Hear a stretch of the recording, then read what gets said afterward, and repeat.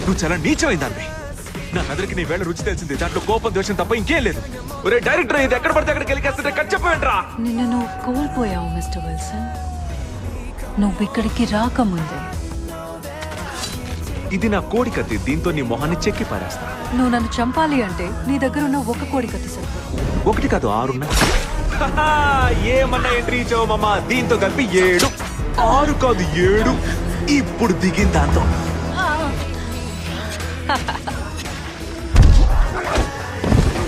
ఇక చాలు, మంచి కిక్ వచ్చింది. అలా అయితే ఆకలితో వస్తుంటాడు, వాడికి లంచ్ అరేంజ్ చేయాలి. ఈ పూటకి తన లంచ్ మీరే.